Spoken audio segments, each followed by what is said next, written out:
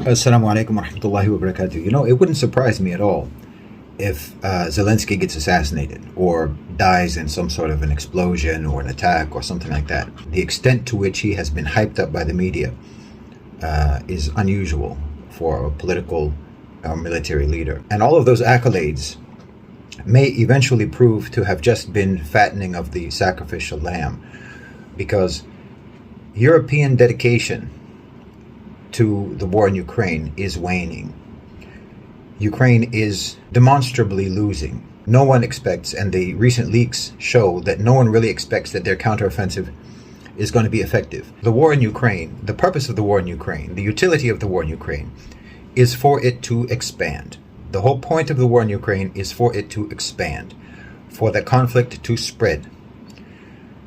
If Ukraine loses too dramatically and too quickly and too decisively, there's a danger that the conflict could end.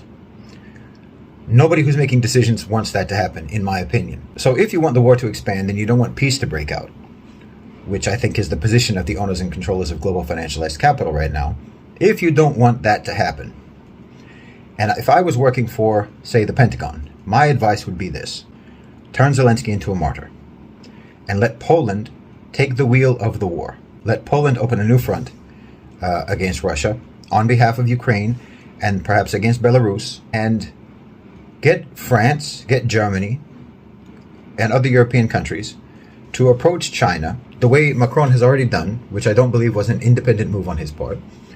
Go to China and say, we want to do business with you, but we need you now to not support Russia. We need to divide China from Russia, because Poland is involved, the war with Russia has become an existential threat to Europe. So if you want to do business with us, then please stop supporting Russia. You don't want China to support Russia to the extent right now to where Russia can have a decisive victory, a conclusive victory over Ukraine. You need the fight in Ukraine and the fight against Russia to grind on as long as possible. So you have to hold out chances to the Europeans that will make them think that there's some way that this could be concluded, while at the same time you're actually making things worse, while at the same time you're actually spreading and broadening the conflict.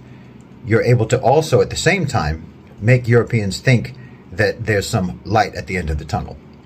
And that light at the end of the tunnel is, we'll do business with China, China won't support Russia, and maybe all of this can end. But actually the entire process is just to make the process never ending. The thing that has made Zelensky valuable from day one has always precisely been his disposability, his expendability.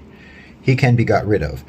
And you build him up as this hero so that when you decide to get rid of him, it stirs morale. So if they were to martyr Zelensky, that could boost the morale in Europe for the war against Russia. Poland enters the fray.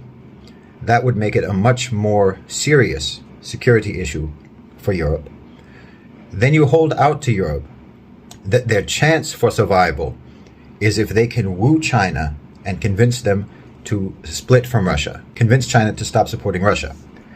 China is not going to stop supporting Russia, but you can make them think that that's a chance, so that they will continue to go along with this plan while they're watching their society crumble around them. It's brutal, but the owners and controllers of global financialized capital are ruthless that way. Jazakumullahu khairan wa assalamu alaikum.